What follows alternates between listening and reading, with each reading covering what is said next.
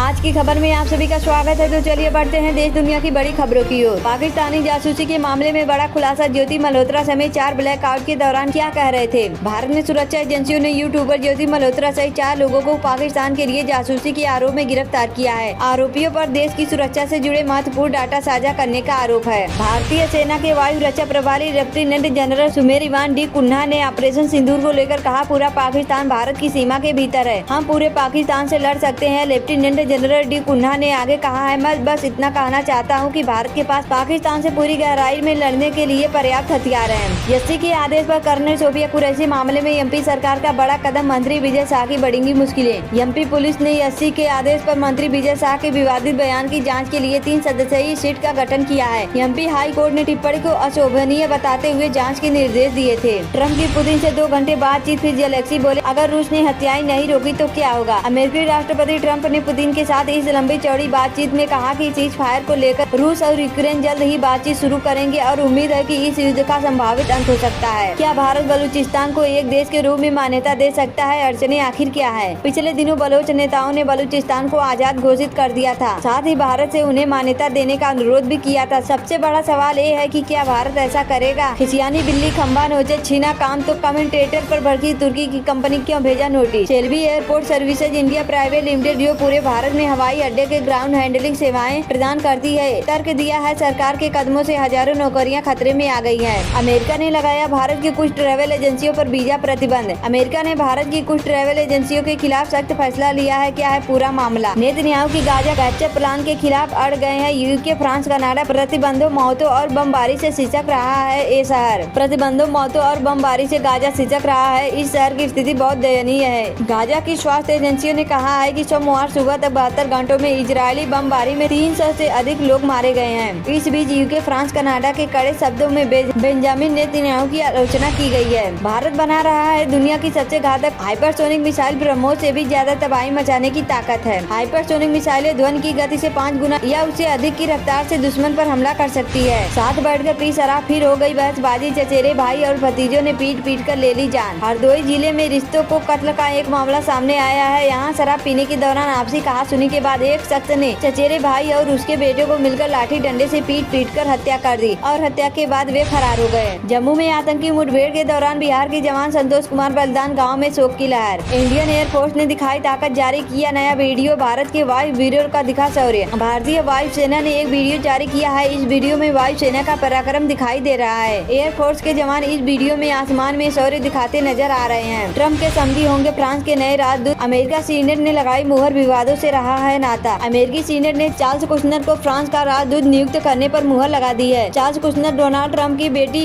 Ivanka Trump के ससुर हैं। उन्हें कई मामलों में दोषी भी ठहराया जा चुका है। हालांकि ट्रम्प ने बहुत पहले ही उन्हें माफी दे दी है। तुर्की के बाद चीन को मिला बड़ा सबक। भारत में आधी हुई दिग्गज कंपनी की कमाई। पठानकोट कांड से अचानक लापता हो गया जवान, पत्नी को आए एक मैसेज ने उड़ाए होश। कोविड-19 फिर दे रहा है दस्तक। भारत में एक्टिव केस बढ़े, एशिया में नई लहर की आहट। भारत में 12 मई से अब तक 164 के नए मामले सामने आए हैं। सक्रिय कोविड-19 मामले में केरल, महाराष्ट्र और तमिलनाडु सबसे आगे है। सिंगापुर और हांगकांग को लेकर क्या अपडेट है? ऑपरेशन सिंदूर जारी है। पाकिस्तान को सौंपने होंगे हाफिज सईद लखवी और साजिद मीर। इजरायल में भारतीय राजदूत जेपी सिंह ने एक इंटरव्यू में कहा है कि ऑपरेशन सिंदूर अभी खत्म नहीं हुआ है। जैसे अमेरिका से तहव्वुर राणा का भारत में प्रत्यर्पण हुआ, उसी तरह पाकिस्तान को भी हाफिज सईद को सौंपना होगा। गृह मंत्री अमित शाह का बड़ा ऐलान। FIR में इस तरह अपने आप बदल जाएगी साइबर क्राइम की शिकायत। 46.6 डिग्री तापमान चलेंगी आंधी तूफान। इन राज्यों में बारिश का अलर्ट। जाने कहां तक पहुंचा मानसून। देश में एक तरफ जहां प्रचंड गर्मी पड़ रही है तो दूसरी तरफ मानसून ने दस्तक दे दी है। आंधी तूफान और बारिश से लोगों को गर्मी से राहत मिल रही है। पाकिस्तानी पायलटों ने कतर में उड़ाया राफेल। तुर्की ने बताई S-400 की कमियां। भारत के खिलाफ पाकिस्तान ने यूं की थी तैयारी। भारत के खिलाफ लड़ाई के दौरान तुर्की ने खुलकर पाकिस्तान की मदद की थी। यही नहीं, तुर्की ने पाकिस्तान को S-400 सिस्टम की खामियों के बारे में भी पाकिस्तान को बताया। वहीं कतर में पाकिस्तानी पायलटों ने राफेल को उड़ाया था। क्या बॉयकॉट का सही में भारत को होगा फायदा और तुर्की को नुकसान? भारत में खासकर तुर्की से इम्पोर्ट सेब और मार्बल का बॉयकॉट किया जा रहा है। तुर्की के टूरिज्म का भी विरोध हो रहा है क्योंकि भारत से हर साल लाखों लोग तुर्की घूमने जाते हैं। लेकिन दोनों देशों से ट्रेड के जुड़े आंकड़े चौंकाने वाले हैं। भारत के विदेश मंत्री एस जयशंकर आज से 6 दिन के यूरोप दौरे पर हैं, जहां पाकिस्तान के साथ हाल ही में हुए टकराव के बारे में भारतीय पक्ष को स्पष्ट करने पर भी बात हो सकती है। अमेरिकी राष्ट्रपति डोनाल्ड ट्रंप ने सोमवार को रूसी राष्ट्रपति व्लादिमीर पुतिन के साथ बातचीत के बाद भी कहा कि रूस और यूक्रेन तत्काल युद्ध विराम के लिए बातचीत शुरू करेंगे।